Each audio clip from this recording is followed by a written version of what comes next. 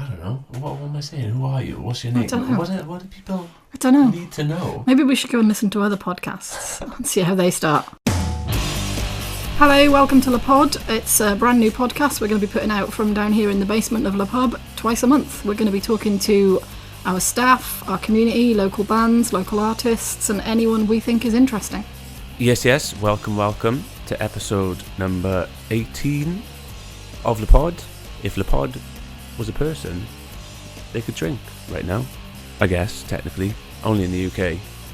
Anyone in America, they still have to wait another 3 episodes. But then I guess on the other hand, these episodes are released weekly, not annually, so it's still very young in the eyes of the law. Yeah. Anyway, just discovered how loud a dog treat is when it's being crunched into even a semi-good microphone. I had to take it off my dog just before recording, and now she's looking at me with really sad eyes.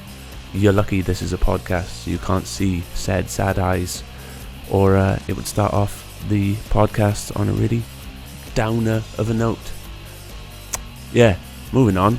So, today's episode is with the co-founder and music booker of Focus Wales Festival. If you haven't heard of it, you should have. It is in Wrexham, Wales, every year, and it's a music festival, obviously. Well, not obviously, I didn't say that.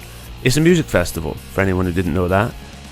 It's happening this year, fingers crossed, fingers very much crossed, in October, beginning of October. Over 250 acts there, over 20 stages, and it's one of those kind of inner city festivals, like Soon, if you've ever been to that, or South by Southwest, if you've ever been to that, if you've been lucky enough to get to that. Slightly more like South by Southwest, I guess, as we discussed in the episode, as it's kind of angled towards bands meeting people within the music industry that might help those bands progress their careers in the music industry. It's not just for people to watch bands, although that is still very much on offer at Focus Wales. You can buy a ticket as just a normal punter if you want to come and see the bands. That will be more than welcome. I haven't even told you the guest's name. What a rookie mistake, what an amateur. His name is Andy Jones, and he's an absolute gent, such a nice guy. Really enjoyed the chat. He's so much of a nice guy that during the course of the chat he gives out his, not his personal email address, but his individual own works email address if anyone wants to kind of get in touch for help and advice in the music industry and how he might be able to help. Full on nice guy, loved it. We talked about everything as always, including not only did we have to postpone the festival, but a lot of stuff we were about to announce, which we were really excited about, that was like, well, that's on the back burner, and in many cases those artists can't do these new dates. And a lot of stuff we'd already announced that was already public was immediately, we can't do those new dates. I grew up in an area of North Wales which felt like the middle of nowhere. It's 2 hours on a bus to the nearest record shop, so thinking in those terms and wanting it to be for everyone, having free elements of the festival has always been a big thing for us, so that people, if they want to just come and sample some of the festival, you could just come by and check it out. As I say, when I was starting out as an artist and I wanted to go overseas, I asked people for help because I had no idea where to start with visas, getting a grant, how to plan it all. So more than happy for any Welsh artists to get in touch with us. From a Le Pub standpoint, I don't want to say too much because I don't know if it will have been announced by the point of this episode being released, but I will say, with measures being relaxed and gigs being allowed in some form, risk assessment dependent or whatever, there might be something cool in the works.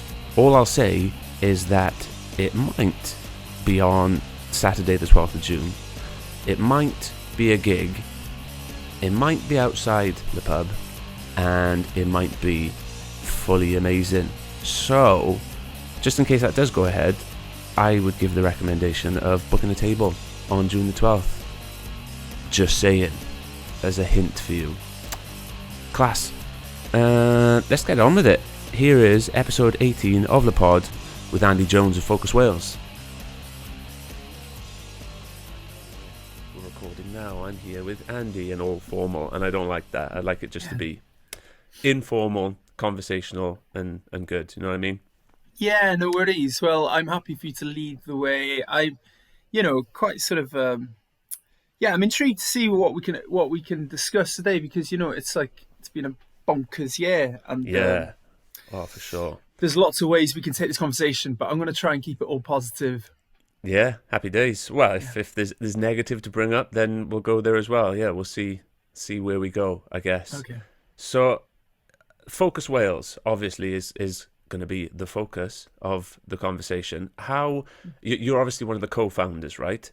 Yeah. How did it come to be? Essentially, let's go all the way back to the start. Kind of tell us when it started, how it started, maybe like the impetus behind it, just that whole kind of story. Okay. Yeah. So, I guess my background is as an artist, and also a promoter. I've been playing in bands and promoting shows since since the late 90s, so Right. I'm not a child. I've been on the scene for quite a while with this music malarkey, and I think through the noughties I gained a fair amount of experience playing in bands, promoting shows, tour managing, guitar teching, basically Okay. doing lots of different stuff across the music industry. Yeah.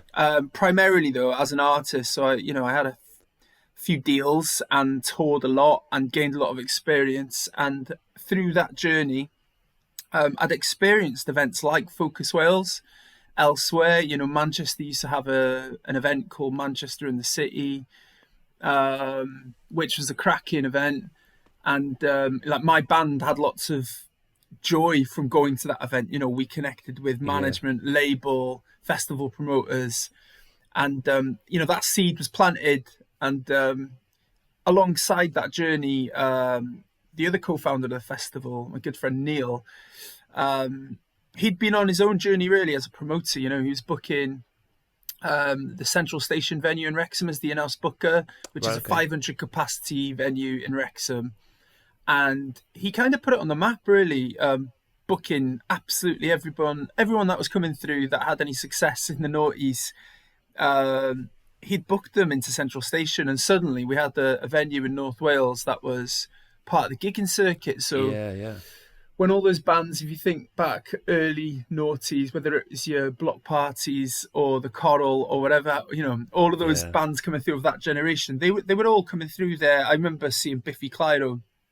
They played a few shows for Neil, like early days, like 50 quid and beers sort of stuff. And he really championed them through that whole journey.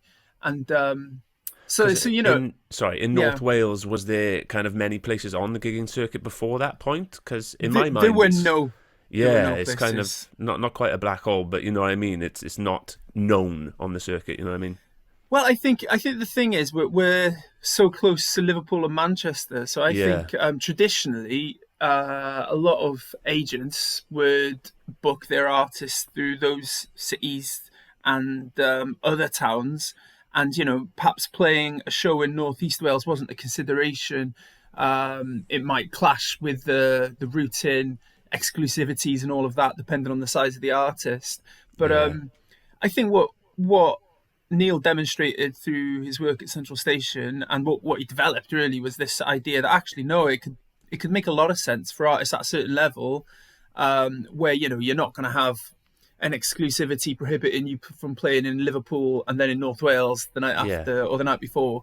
So, it developed something, and it played its part in developing a scene, definitely, and other venues popped up in this region and other promoters as well. And it, really helped develop something. And through that process, obviously Neil working with lots of different bands coming through the venue. And, I was going through my journey, my experience as an artist, and also working with bands. We just, we got to the end of the noughties, I think around 2010, and our conversations were just accelerating around the idea that Wales didn't really have an event like this. There were cool festivals, and I mean, even in Cardiff they had Soon. But nothing. There was nothing in Wales that really put that emphasis on connecting artists with industry. That was really about, I want to put lots of industry in front of the artists. And I think equally as significantly is that it was about all genres. And, you've got to start somewhere and you build it up. We started with a venue basically in a couple of nights and built it up year on year. But as we have developed it year on year, we've always kept sort of true to that initial goal, was that we wanted it to be representative of everything that was going on. So as we've grown it and added more stages and brought in new partners and new bookers, it's grown to this thing where it's now 20 stages, close to 300 artists over 3 days, 15,000 people. Yeah, it's grown, but it's kind of been organic, as I say, because it's just adding a stage or two every year. Yeah. And where it makes sense, and bringing the right partners on board. And so that's where we've got to. But yeah, I guess the whole thing was that it was a reaction to a need. We just looked at our scene and thought, artists in Wales don't have anybody doing this for them. Maybe we should have a go. And I think we just started boring each other with the moaning about the fact that something like it didn't exist. So it got to the point where we were like, we should just try Let's this, just and do then it. Yeah. if it doesn't work, then at least we can stop moaning about it. We just tried.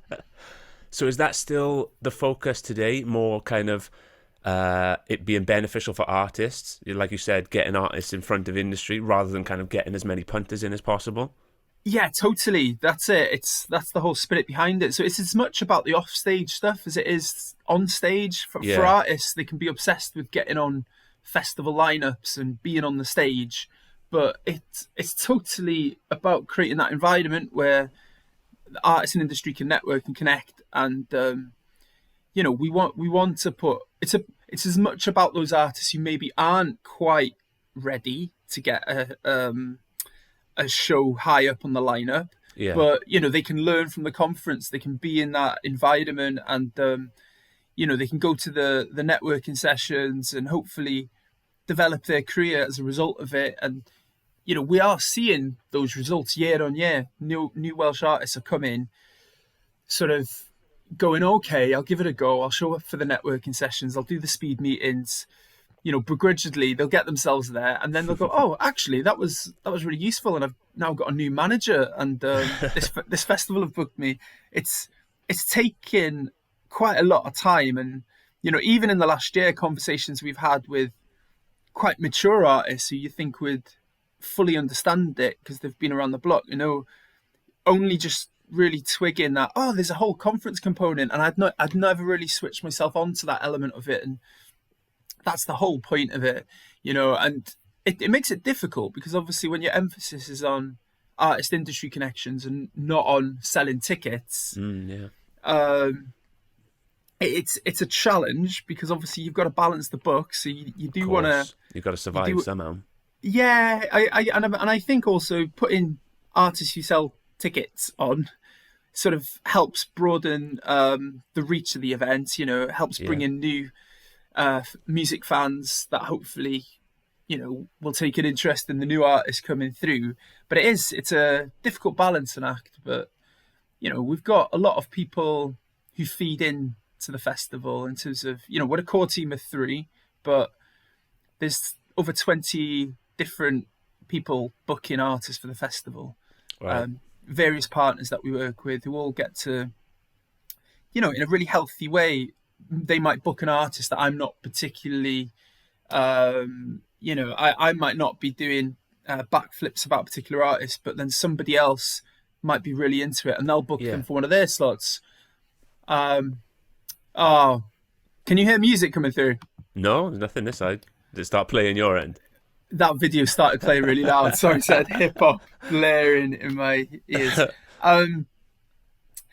Sorry. So I guess the point I was making there before I got the music in my headphones was just, I think it's a really healthy thing that we've always tried to maintain, is that it's not about one gatekeeper. It's about lots of different opinions, hopefully generating this sort of reflection of where the scene is at now. So, we've got people who maybe are more so into rock music, and people who are all about hip hop, and people who are all about folk music, and they're all getting to sort of, as I say, have their say, pick artists for the festival, and it creates this, like, I think, really interesting patchwork of a festival. I mean, to my taste and my experience, I want to go to a festival where I can I can flip it up every hour or two. I can just go. Shall we just go and sit in the church and watch like Catch and Finch perform, or should we go and watch that really lively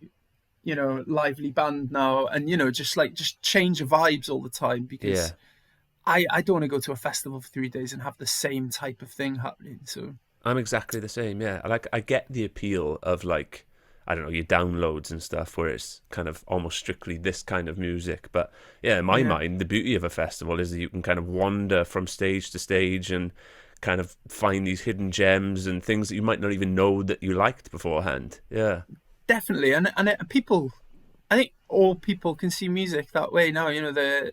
We're not listening to one genre. I mean, you might get some people who say, yeah, but I predominantly listen to death metal and that's what I'm about, or I predominantly listen to hip hop.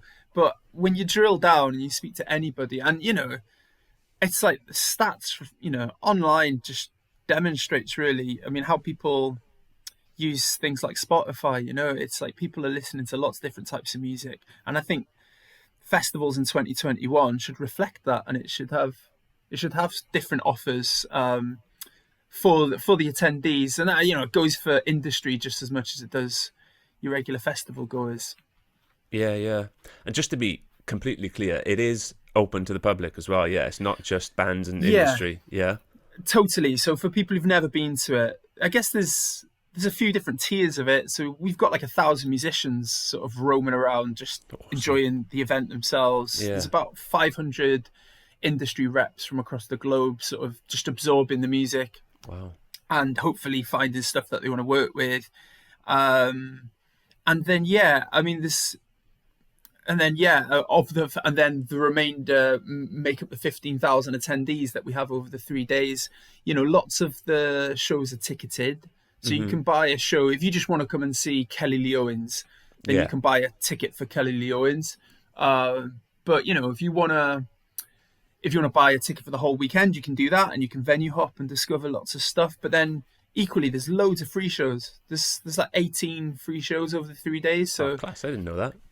Yeah, well, we've built that in because I think we're the people behind the festival. We're not from money at all, and I was completely broke in my 20s, and I was always trying to find a way to access music, and I often I managed to gain experience of going to festivals through being able to get on the stages and playing at the festivals, but otherwise I couldn't afford to attend festivals. Right. Had no money, so and I know this is like quite commonplace for a lot of kids, especially a lot of kids trying to get into music in Wales, and especially I grew up in an area of North Wales which felt like the middle of nowhere.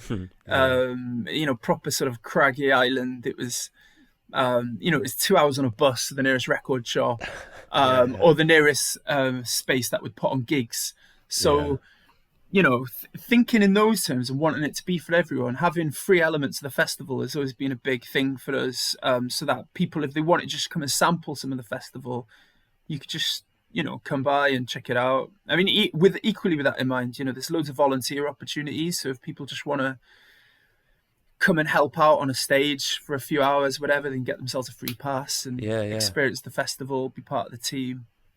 But yeah, that's an important part of it for us, really, having those free elements. But we've been doing that from day one, really, the very first edition, and it's something that we're keen to maintain. Again, though, balance and act, because I'm sure you have partners and people who support it, whether it's the Arts Council or Welsh Gov, who we are fortunate, we have had support from Welsh Government over the years, and the Arts Council, who've help us develop the thing, grow it, expand every year. But built into that is this sort of need to become self-sustaining, and we've got to balance that goal with wanting it to remain inclusive and open to everybody. So yeah, I feel like constantly spinning plates doing this, to be honest. Yeah, that's how I ran an Oxjam festival, is my only experience of festival kind of running, And it was exactly the same, just on a smaller scale. There, you've got just a million plates spinning at once. I can't imagine the amount of plates that you'd be spinning on a festival the size of Focus Wales. Well, I think you probably can though if you've done an Oxjam, because I remember those events would be quite sort of, you wouldn't have the same lead-in time. No, so nothing. in your defence, because I remember those things happening, thinking, you know, what great initiatives they were, and there'd be Oxjams in different parts of the UK, wouldn't they? Yeah, but it was always a tight turnaround. I remember they were trying to get people to jump on board and, do you want to do an Oxjam in 4 months in this city? And it was like, wow, hats off to anybody who does that. But yeah, it is. I think it is a lot of plate spinning, but it's a lot of, you know, I don't think if anybody wanted to make money, they wouldn't be trying to deliver an event like ours. Like it's definitely powered by a passion to see it exist. Yeah. And, you know, as I say, it's born of that frustration that there wasn't something like it helping the generation of artists coming through. Everything felt very Cardiff centric, to be honest. Coming through in Wales as a kid, I just felt everything was focused on Cardiff, and in a really negative way. And look, I love the capital, and I got loads of mates running venues and in bands there now, and you know, good friends I've grown up with. I love the place. Yeah. But in a really unhealthy way, I felt like the sort of investment and support that projects and everything had in that city sort of just, you know, in a really negative way, that was damaging everything else that was going on. Right, yeah. In Wales. And I understand it. We've got to have like a really impressive capital city. So I understand the politics behind how things like that happen. But growing up in rural North Wales, it's frustrating to see the lack of support in areas up here. And I know, since having obviously been working in music for a long time now, how a lot of other people in other parts of Wales felt exactly the same way. Yeah. So it's sort of reinforced, really. Yeah, it makes sense that we do an event like that in Wrexham. And you know, it's good. I've seen, you know, people start up similar initiatives elsewhere in Wales. Maybe not with the same industry artist connection goals, but just like culture events. You know, things like Swansea Fringe. There's been events in Bangor and elsewhere, and I think they're really healthy. I think for those scenes, and just for, you know, putting a spotlight on what's coming through in those places. I guess perhaps a key difference with what we're trying to do is that we're trying to spotlight everything that's going on in Wales, which is like, you know, impossible task to keep everybody happy, but that's the mission. Yeah. And it's important because, like, there are bands and artists and people who want to get into kind of the festival industry side in all of those places as well, those further afield outside of Cardiff places. And even if the smaller events that they put on in those areas aren't as big or as impressive as Cardiff, like it's a place to start. And it provides those opportunities for people like yourself who were 2 hours away from the nearest centre or whatever, and they can start there and then head into their version of Cardiff or whatever. But it has to kind of start a bit nearer than where things were. Yeah, I mean, there's a lot of talk about like the need in Wales for us to sort of, and when I say us, it's collectively those working in music in Wales, to develop the sort of talent development pipeline. And part of that is making sure that the access points, the pathways into music for everyone in Wales are sort of clear and there and invested in. So, you know, it's great that those conversations are ongoing now. But, you know, like when I was a kid, you know, I remember my sort of careers advisor in high school saying how that there's no work in the music industry, and you know, that was the sort of advice and nurturing that those who wanted to work in music would get in. And you know, it was a ridiculous piece of advice in the late 90s to give a kid, given, you know, that music was, I think, the second biggest exporter the UK had to offer the world at that point. And I mean, and Wales even especially now, as well at that time, like there were some huge Welsh acts. Totally. But you know, it just demonstrated really there's such a misunderstanding of what the industry is, what work was available there, and you know, and you know, as I said, reflects at the time the sort of advice that, you know, the pathways were literally, the doors were closed. And it was just through stubborn perseverance, really, that managed to gain some experience of the industry. You know, had the good fortune of encountering some good people who help you along the way. But there's so much good fortune in, if we'd never met that person who was like, you know, proper legend, they wouldn't have introduced us to that person. Wouldn't have gone on the journey I'd gone on, that ultimately gave like Neil and I the confidence 10, 11 years ago to go, should we try this? Because I think otherwise, I don't know. I don't think anybody would take on doing something like this otherwise. Because as I say, there's no sort of financial gain to be made out of doing something like this. It's 7 days a week.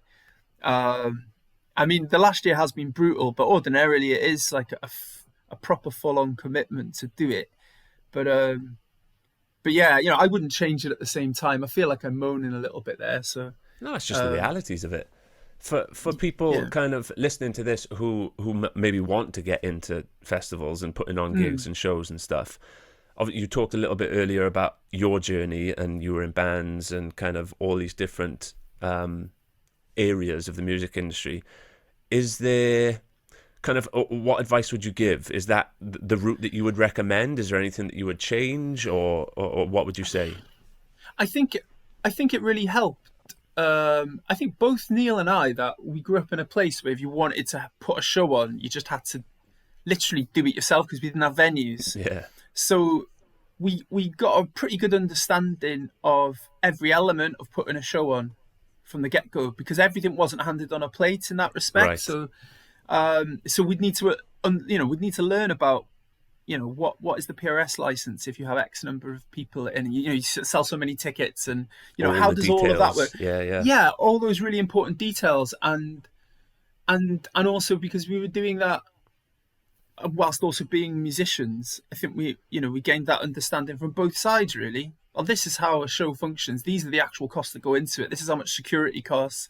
If you've got to run your own bar, this is how you go about that. And this is the actual profit that's to be made after it all. And it's like a fiver. Hopefully. So yeah. So I think that was really positive, sort of part of the process for us. So that's always fed into everything that we do. But one of the big things I think is really, we reacted to the fact that we really thought the scene needed something like it to exist. So it wasn't a case of we already have this in our music community, let's just, schadenfreude, and we're going to do it better, and destroy that thing that happens in Rhyl or anything like that, or in, elsewhere in Northeast Wales. It was totally about, we don't have anything like this. This would be really useful. Let's do it. Or let's give it a go at least. And I think that's important, especially if you want to get into festivals, because there are so many festivals in the UK. So you've got to really think about what is going to be your unique selling point, I guess. Your niche, yeah. Because otherwise, you could end up putting something together beautifully, but ultimately it's just very, very similar to lots of other things that happen. There are a bunch of venue hop events like ours now in the UK, or similar in that you can get a wristband and go to lots of different shows. Yeah. But ultimately, the point behind them isn't about connecting artists to industry. So it doesn't have that component, and it doesn't necessarily have the international component, which is a big part of our program and our selling point to regular festival goers. But, we sort of nailed on. We were very clear about what we wanted to do really early on, and we've stuck to it.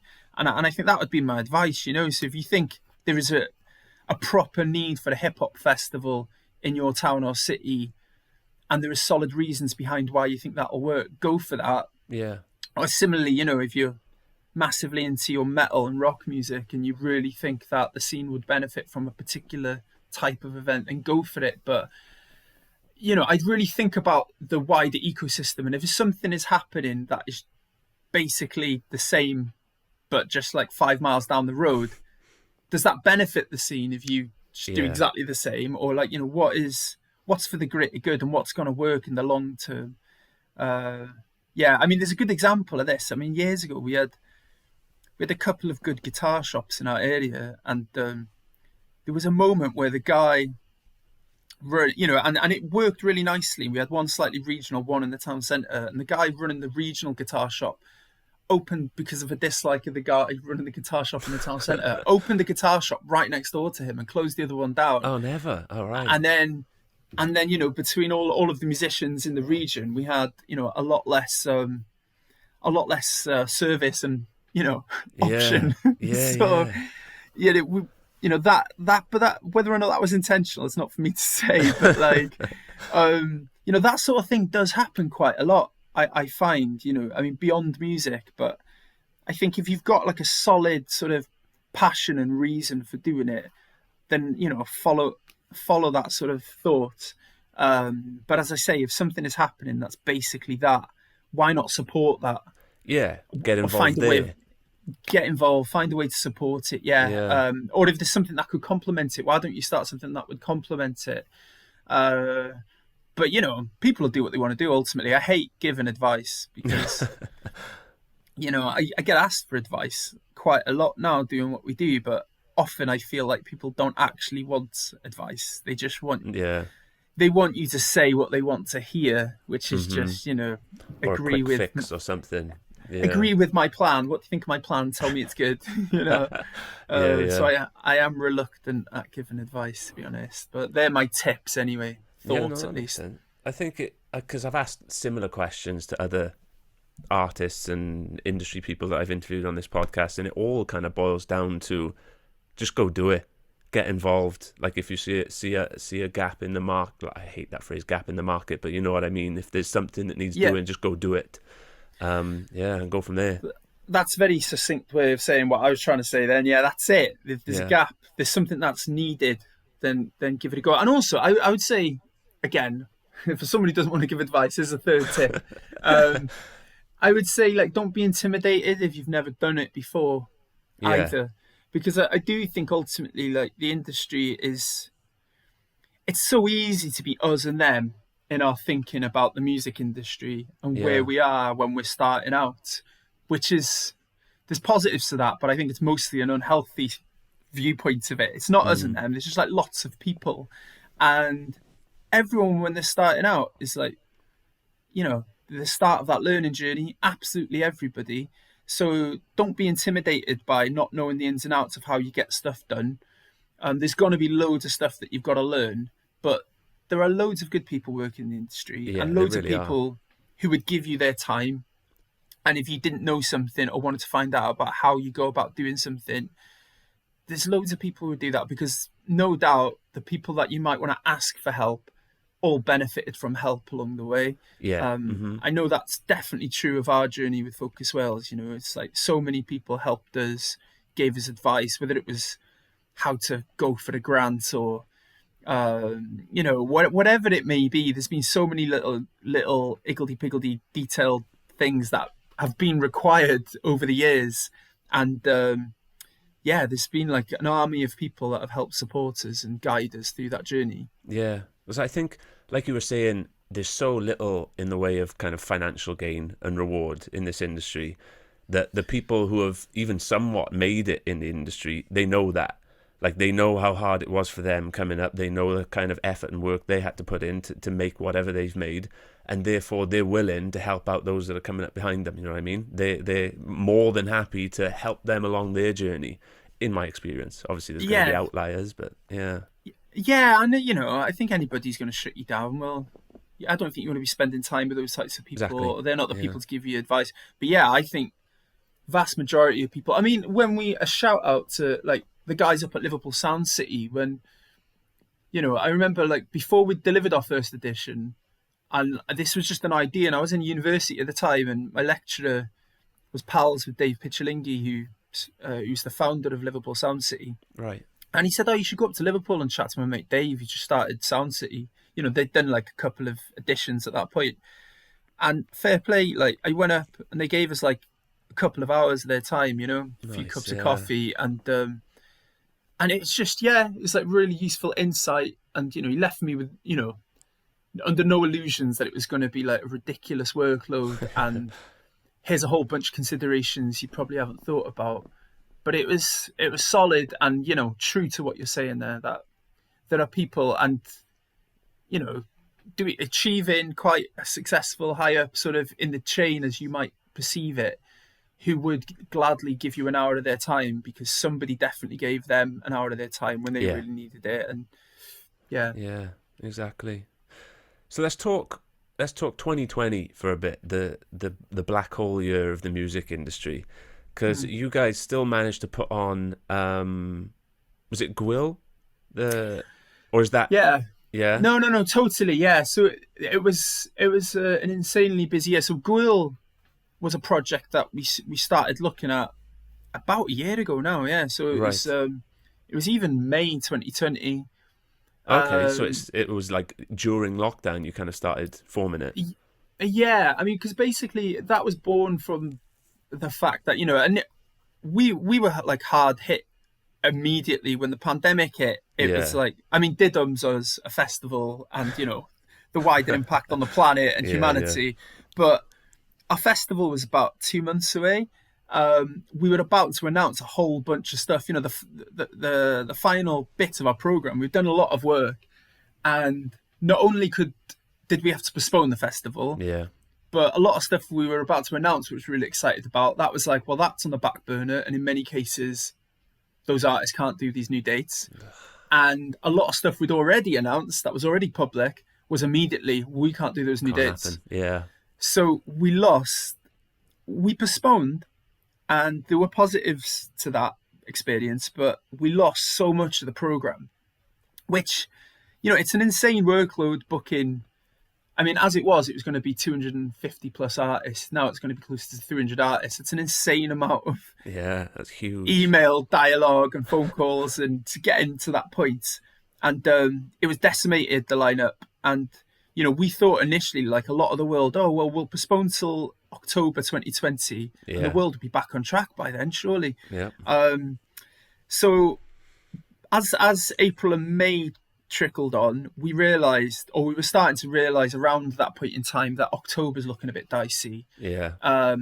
But in October we were suddenly aligned with Festival of Voice, Other Voices, Aberystwyth Comedy Festival, which is put on by Henry at Machynlleth Comedy. So then suddenly we had these 3 other festivals in Wales who would all be sort of around the same sort of time in October. We all had the same sort of concern that we're probably not going to be able to deliver our events. Could we get our heads together and look at doing something so that we're not just kicking this forward completely and we can still do something that will support artists and industry? And the conversation started from that point, and then it turned into a big broadcast event. But, at the starting point, it was just like, if it has to be hybrid and there's some digital elements, can we, share our knowledge and find a way of doing that together somehow? But obviously we got to, I think, July or maybe even late June, July, and we realised October 2020 wasn't possible. So then, we were all making that decision around the same week. So it was at that point we were like, look, Goyle, it wasn't called Goyle at the time, but this digital experience festival that we want to do, let's just get stuck into this, because people are going to be a long time out of work in terms of not just the venues but the freelancers and all the production guys and everybody who makes festivals and events happen. We thought, well, if we could do a big pan Wales thing that is also broadcast, opportunities for the artists, that could be like a positive thing to do in the meantime, and maybe some people will be interested. And as it developed, lots of artists were interested, lots of venues were interested, BBC, S4C, the guys who do the AMAP. So it turned into this big sort of octopus of lots of partnerships and lots of stuff going on, so many artists, and a big celebration of like everything Wales. I thought, in terms of, I mean, they couldn't get everything in, but I thought it was pretty well reflective of all the different types of musics and everything going on in Wales, very diverse, gender balanced too. So we're really proud of what we did in the end with that. But I think, it was just reflective of our mission in the last year, which was we can't deliver a physical festival. How can we make ourselves useful? What can we do? Yeah. Yeah, and, because year round, if we're not delivering the festival or planning for that, we do a lot of export work through Focus Wales, so we showcase bands at a lot of international events. Yeah. And so we weren't just postponing a festival. There was a lot of sort of offline, so to speak, stuff that had to be shelved or like kicked into the future. So there was a lot of, there was a lot of work, having to sort of, like, South by Southwest got cancelled. Yeah. And, we were taking 7 artists from Wales to Texas to showcase to the world's music industry for what was their biggest opportunity in their career to date. Yeah. Probably by a mile. Yeah. Yeah, and that was going to be a week or so just after everything went into lockdown. So that was imminent. People had booked their flights and all of that. That all had to be unravelled, and to some degree we had to try and find a way of salvaging all of those types of opportunities. I mean, as well as that, there were, we were taking artists to Asia, across Europe, elsewhere in North America, to Canada. All those artists lost those opportunities. So we were like, well, can we replace them with some other sort of industry engagement? Yeah. Another way of engaging the industry in those different parts of the world. So, we did partnerships over the last year with events in Korea, in Taiwan, Wow. in different parts of Canada. Yeah. With Austria, with Waves Vienna, and loads of others, and it's just been continued. We've learned that we can do a lot of things digitally that we'd never really considered before. Yeah. Because I think you're just into a flow of, this is how we work, this is what we do, and I think it's been quite surprising, really, how much that we can do digitally. And hopefully, the positive elements of it will live alongside what we do going forward. Yeah. Do you think that any of the elements of the online stuff that you've done will stay, or are you going to kind of go back to? Yeah. Totally. I mean, a really good example of it is, like, we take artists, say, to South by Southwest every year. We take artists to Canada and elsewhere. But, like, a thing that we've realised we can do is we can help prepare the artists, like, much more for going to those events. Or never mind going to those events. And our artists might be really interested in going to that part of the world, and they might not have an invitation to showcase at a particular event. But before they get on an aeroplane and take themselves to Korea or Japan or elsewhere, we're able to sort of, put together a sort of roster of industry and, do a workshop on the Japanese market, or do a workshop on what's going on in Canada, and, what you need to have in place before you go to Canada, what you need to consider in terms of touring visas and stuff like this. And we've done a bunch of projects like that, as I say, and we were able to involve a lot more artists than we'd usually take on a plane to these events. So, we've been able to sort of spread the wealth in that respect, and, like, sort of share the opportunity with more artists who've come away feeling inspired for the future, and hopefully, packed with ideas for how they can apply what they've learned to their career going forward. I think that's really positive, because, we all want a greener planet, and we don't want to be sticking people on aeroplanes to go and play festivals around the world. True, yeah. Until it's the right time, until they're going to be able to make something of it. So, I think the more we can do, if we can do something like a workshop with industry from that part of the world in advance, so that the artist is more prepared, more likely to get business done when they go there, then that makes sense to me. It makes loads of sense, and maximizes it completely. Yeah. So we're hoping to do a lot more of that going forward, and amazing feed it into what we do. But it's it's been a learning journey, and there's probably other things that I'm not thinking about. There's a lot of talk about, if you can have a digital festival, then why not have a digital element that lives alongside your physical festival? Yeah. And I'm open to all ideas, but, like, I think it's going to be a case of seeing what the audience appetite is over the next year or two now. Because my gut instinct is that there's a big desire to get back to physical events, Mm-hmm. and I'm not sure what appetite there would be for people to buy a digital ticket when the physical event happens. It makes it more accessible. If you've got people who don't like busy crowds, maybe True. they're just agoraphobic, Yeah, scared to leave the house, but they love music and they're passionate about new music, but they hate the idea of being in a festival. I think that's really positive. But for promoters, I think there's going to be, I think it's, as I say, it's going to be a learning curve to see what the audiences want overall, and then they've got to weigh up if there's enough of an appetite for the digital equivalent to live alongside it. What's the cost of that? Yeah. And does it make sense financially? And It's I'm true. not sure it will, to be honest. Yeah. But kind of like from Le Pub's point of view, kind of we've already invested in the streaming equipment now. So we have those cameras and the sound equipment and stuff. So even if it's not a huge appetite, even if 1 or 2 or 3 or whatever people want that digital ticket, then it kind of makes sense. Like, it's worthwhile. It's already there. So yeah, why not? That's amazing, to be honest. And I think that's the thing, you see, and they're the questions. It's like if venues are equipped with with all the gear you need to be able to capture it and stream it live, or even a day later, if somebody if you wanted to sell a session perhaps, or a show a day or two later. I mean, I think that's fantastic, and also it gives the opportunity for venues in those spaces, live spaces, to be able to offer a different service, whether it's just capturing live sessions for bands. So that is really interesting, but I just don't know. Every sort of interview I've done in the last year, people ask that question, and I think every time I say, you know what, if you speak to me in like a couple of months, I'll probably have a better answer. But here we are, things are opening up. Yeah. And there is light at the end of the tunnel, and I'm still no more certain. But I think you guys, and it sounds like you guys will have a clear idea, because you'll be able to see how it's gone over the next year. Yeah. And see what appetite there is. Yeah, I think we'll try. You're right, though. It's hard to tell, because even myself right now, I'm sick of online events, to be perfectly honest. Like, I've had enough, and I can't wait to get into a proper gig.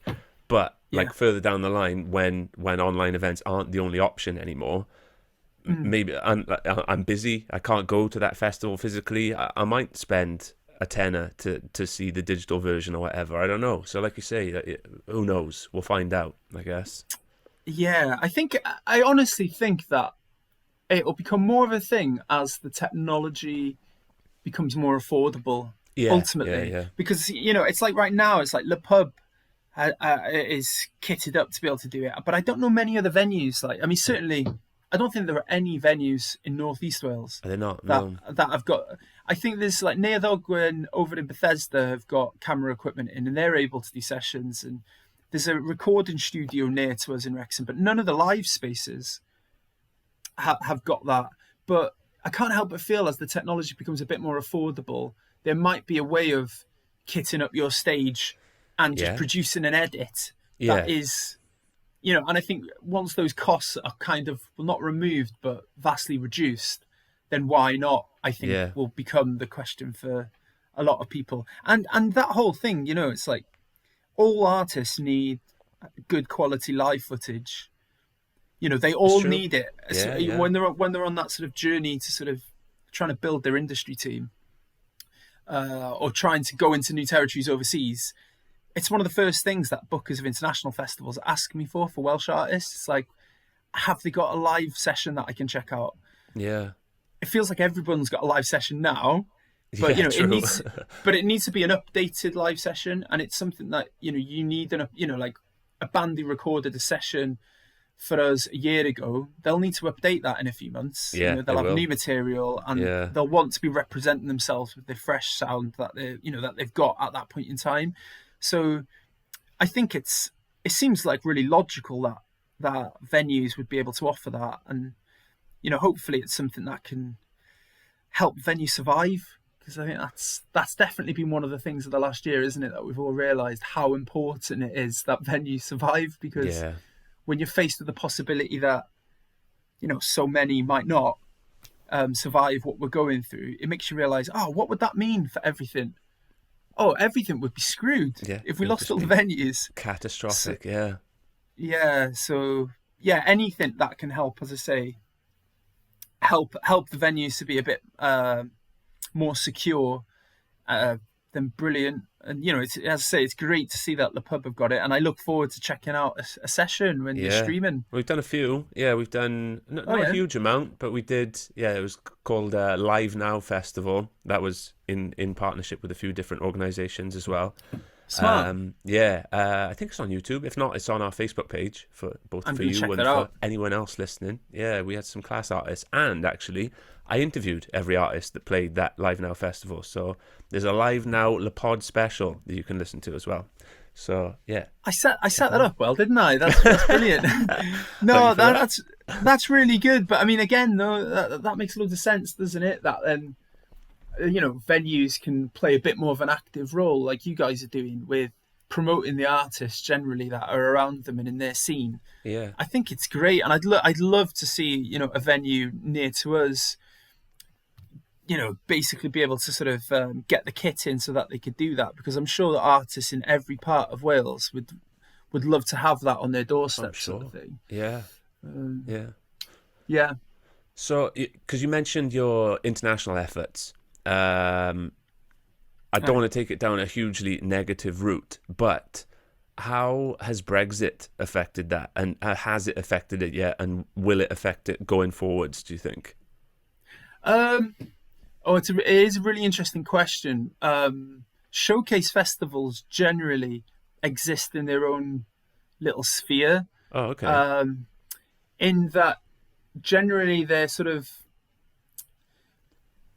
I mean, if you take our example, the international artists coming to us from different parts of the world will be supported by their export offices. Right, okay. So they're not coming here on commercial activity. They're not earning a fee.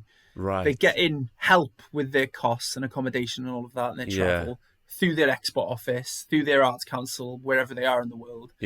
But because it's not commercial activity, they don't need a visa. So they don't have to go through that sort of kind of nightmare between the gaps. Well, trying to justify why they would merit having a visa at this point in their career, when in a lot of cases they're just before that point in their career. They're trying to build their team in the UK, right? And the same is true for the Welsh artists going to different parts of the world. Where they're on the cusp of that. They, that you could go and play South by Southwest, but you probably wouldn't get a touring visa yet to go and tour in the US.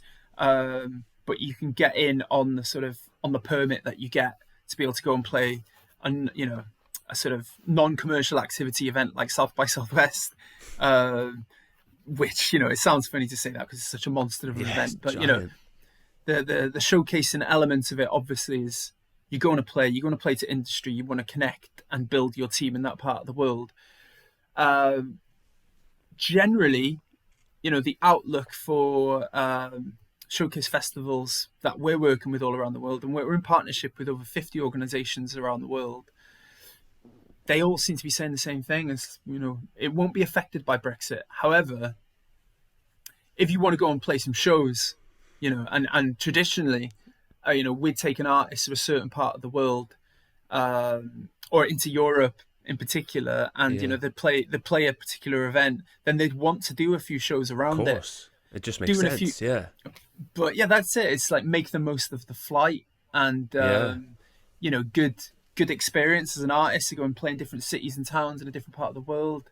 But it's like that sort of thing will now become more complicated. You will need, in most cases, a visa of some type. But that's all still being worked out, is the thing. And that, I feel like that conversation is going to be ongoing for a little while, but there is work going on in the background. And if anybody, any Welsh artists were looking to go and tour in Europe, or had any concerns about international touring, or wanted any help, then they can get in touch with us.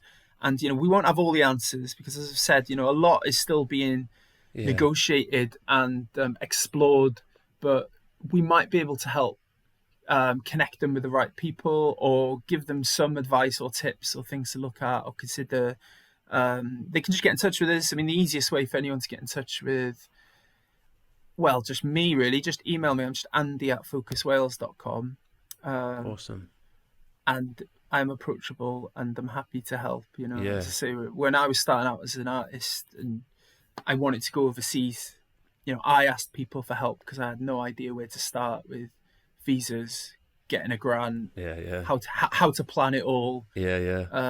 So more than happy for any Welsh artists to get in touch with us.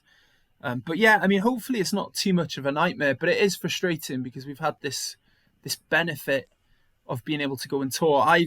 I've benefited from that, myself in my journey, being able to go and tour and play shows in Italy and Germany and the Netherlands. And I'm really frustrated for artists who now just might not qualify. Yeah. Or that it'll take them longer in their sort of development to be able to justify getting the visa or to be able to generate the budget required to be able to go and do it. Because that's the thing. You speak to people, and we will encounter attitudes like people saying, "Well, it never stopped Led Zeppelin," or it never stopped the Who, and they say stupid things like this without people used to buy records for healthy amounts of money. There was money in the music industry then, yeah. Totally, it's a very different landscape. But knowing from my experience that we could take a punt and we could just book 10 dates in Europe, and you're guaranteed €150 food and beer, and backline will be there, and they'll give you some accommodation, and that was quite easy to do in Europe because there's so many fantastic venues and places to tour through. Yeah. And you wouldn't have to worry about visas or carnets or any of that sort of nonsense. And now there will be, as I say, artists who won't quite qualify, and it'll take them a little bit longer to be able to get that experience. Yeah.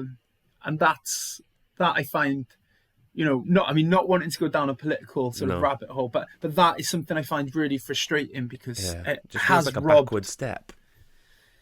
Yeah, it's proper aggressive. It's just on that score, and people will have their arguments all day long, and it's one of those. I'm really frustrated for those young musicians who are coming through who've had that taken from them. But just generally, I think young people across Europe, that sort of freedom of movement thing is, for me, I think it's a really healthy thing. We've benefited from it in Wales, whether it's the Erasmus scheme, European students coming to live in Llangollen in North Wales, and, they would come and intern and work with Focus Wales and, bring, their cultured eyes and ears from, Germany or Spain or whatever it may be, and lend their thoughts and opinions to everything that we're doing. And that's amazing, shared sort of knowledge and different ways of doing things from across Europe, all sort of being, fed into the same melting pot. I've loved that. And, I hope something does replace, those things in terms of, those sort of, Erasmus schemes and things like that. I think it's been really important for, our cultural connection with the rest of Europe. But for venues, and I know arts organisations have really benefited from that, and artists going the other way out of Wales to Europe. So we'll see. I know that there are discussions ongoing about something to replace it, whether or not it would come close to offering. Yeah, I don't know.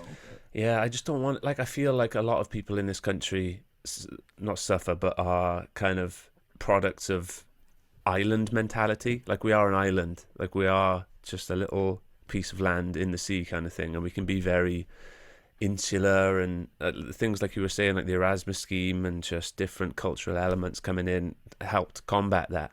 I don't want that to happen to Britain any more than arguably it has, you know what I mean? But yeah, like you say, we'll see what's on the cards, what's on the horizon, I guess.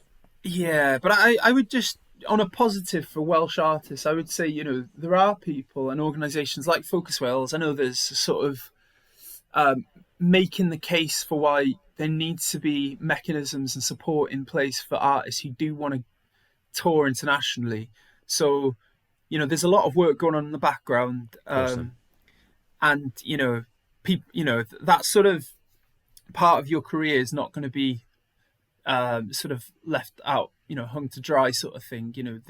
When we're going to be there, and we're going to be supporting artists to export going forward, and we're there to help navigate through it. But equally, Wales Arts International are a fantastic point of contact for all things touring internationally. But equally, just come to us if anyone's got any questions. Yeah, that's a perfect point, actually. How you talked about the bands that you were taking to South by Southwest. How do bands get involved in that sort of stuff with Focus Wales?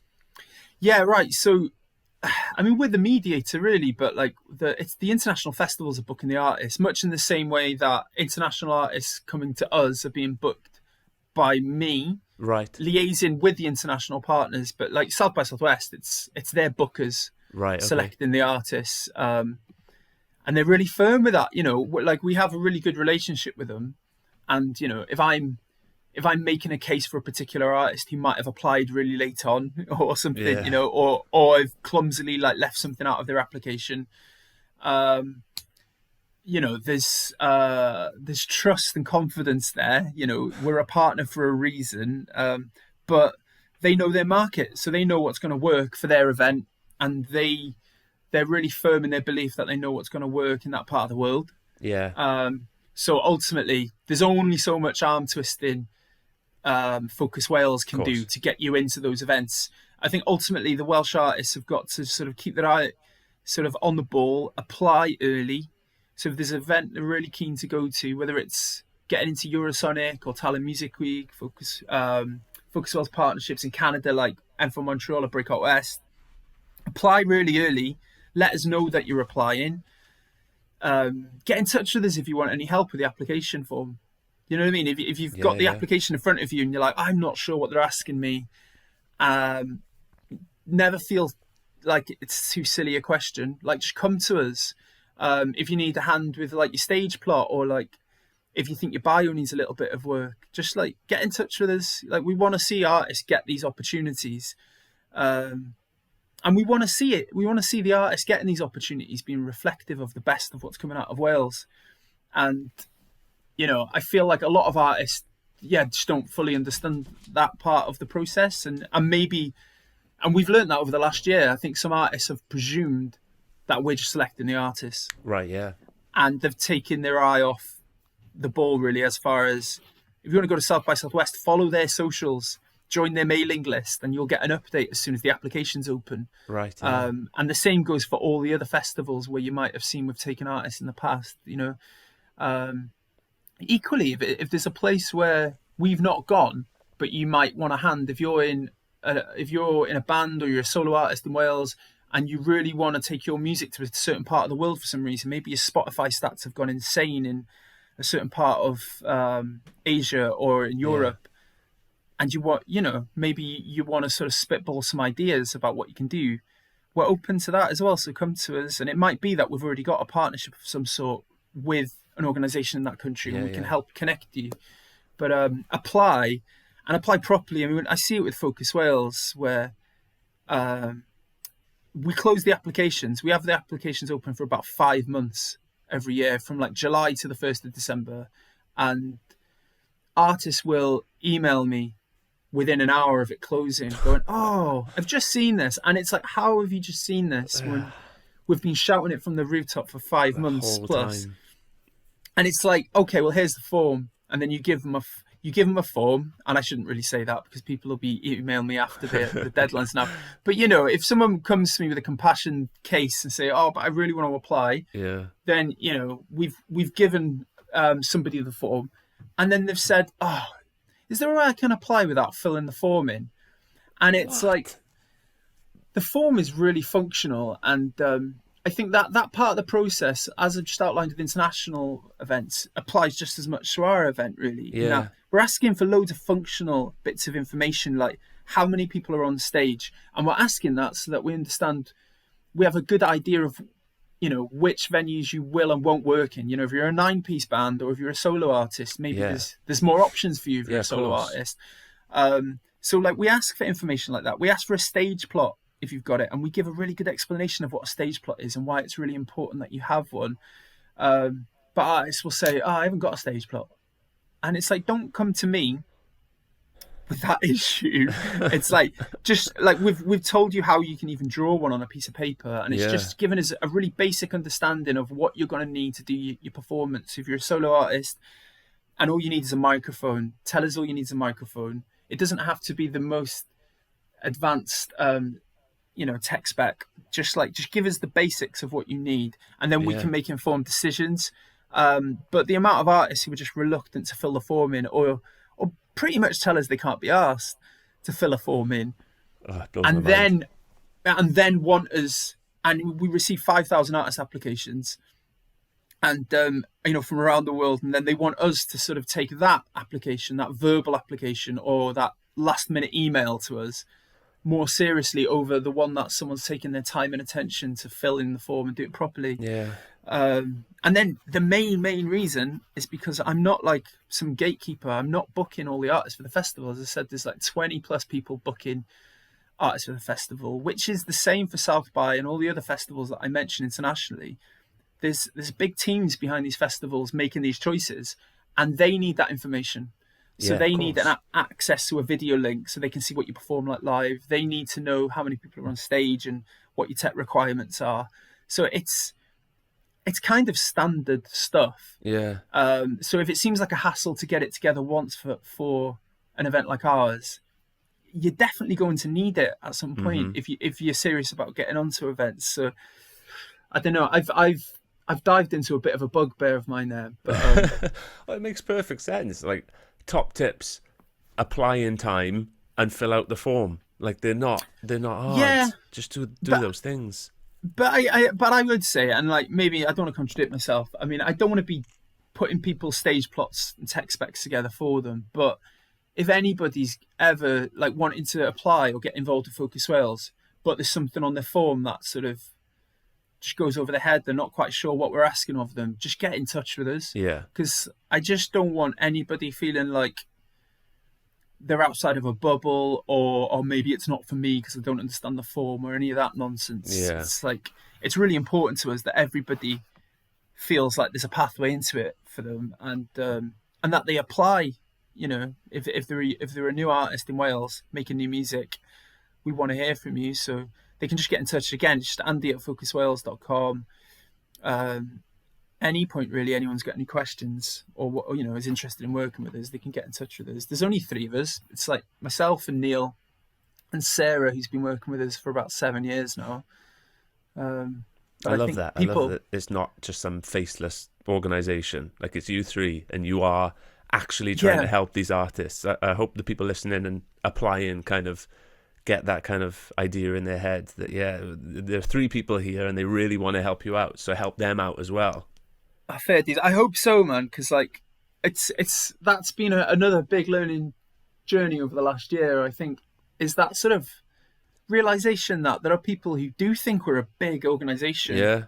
But I think because of the scale of the festival, because there are so many partners and people involved, that people presume there must be like, like Wales Millennium Centre or something. There must be like 100 people working there or something. If you say 250 artists, you presume that there's a similar amount of people behind the scenes working. No, but I mean, it's like during the event, there's lots of freelancers and lots of people that get involved, and there's lots of returning members of the team.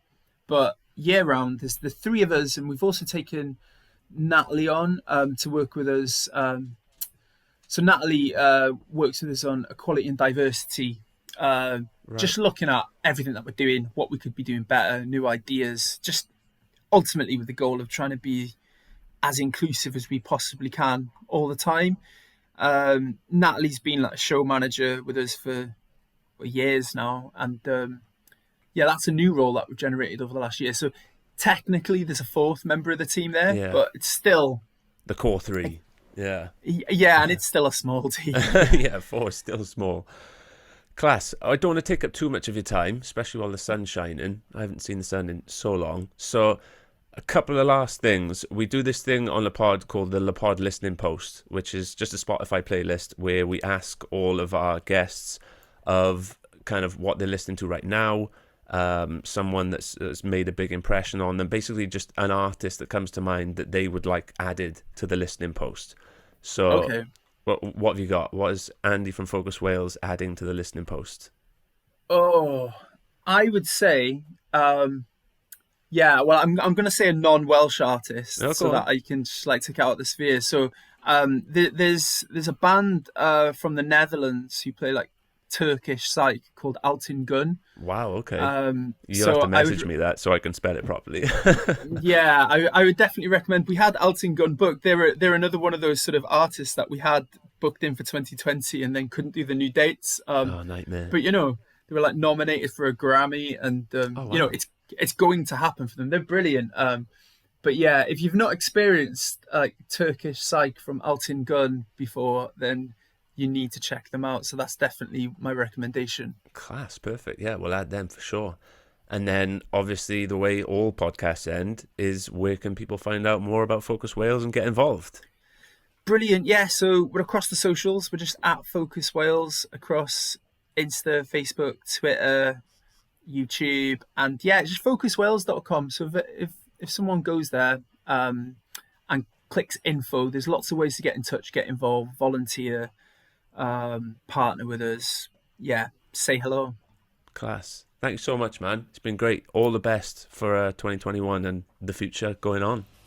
Likewise, thanks, Ben. Look forward to getting down to the pub and yeah, being there for one of your film sessions. Yeah, for sure. Yeah, come on down. Nice one. Cheers, man. Thanks. Thank you, Ben.